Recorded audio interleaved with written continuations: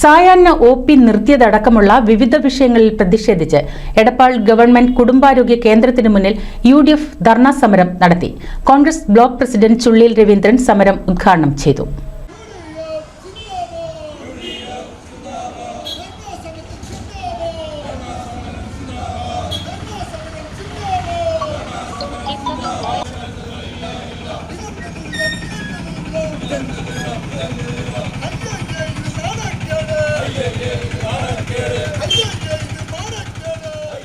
സായാഹ്ന OP പുനഃസ്ഥാപിക്കുക, ആവശ്യത്തിന് കുത്തിവയ്പ്പിനടക്കമുള്ള മരുന്നുകൾ ലഭ്യമാക്കുക, ആവശ്യത്തിന് ഡോക്ടർമാരെയും പാരാമെഡിക്കൽ സ്റ്റാഫുകളെയും നിയമിക്കുക, IP സൗകര്യം ഏർപ്പെടുത്തുക തുടങ്ങിയ ആവശ്യങ്ങൾ ഉന്നയിച്ചാണ് UDF എടപ്പാൾ പഞ്ചായത്ത് കമ്മിറ്റി അംശകച്ചേരിയിലെ ഗവൺമെന്റ് കുടുംബാരോഗ്യ കേന്ദ്രത്തിന് മുന്നിൽ ധർണാ സമരം നടത്തിയത്. കോൺഗ്രസ് ബ്ലോക്ക് പ്രസിഡന്റ് ചുള്ളിയിൽ രവീന്ദ്രൻ സമരം ഉദ്ഘാടനം ചെയ്തു. നമ്മുടെ ആശുപത്രി വികസന കമ്മിറ്റി ചേർന്നു.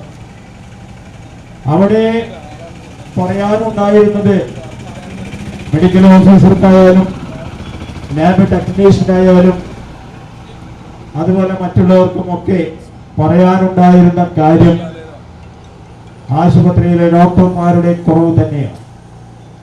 ഇന്നലെ അവിടെയും പറഞ്ഞപ്പോൾ വളരെ ദയനീയ അവസ്ഥയിലാണ് ഇത് പോയിക്കൊണ്ടിരിക്കുന്നത് എന്ന ചിത്രം മെഡിക്കൽ ഓഫീസർ വരച്ച് കാണിക്കുക തന്നെ ചെയ്യും.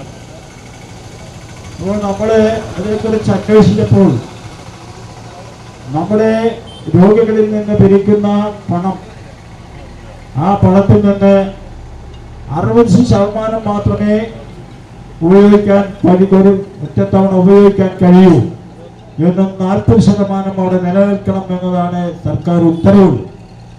അതുകൊണ്ട് തന്നെ പിരിച്ചെടുക്കുന്ന സംഖ്യ 100% കൂടി വിനിയോഗിക്കുവാൻ ഇവിടുത്തെ മെഡിക്കൽ ഓഫീസർക്കോ അതുപോലെ തന്നെ ഭരണാധികാരികൾക്കോ സാധിക്കുന്നില്ല എന്നതാണ്. റഫീഖ് പിലാക്കൽ സ്വാഗതം പറഞ്ഞ ചടങ്ങിൽ S. സുധീർ അധ്യക്ഷത വഹിച്ചു.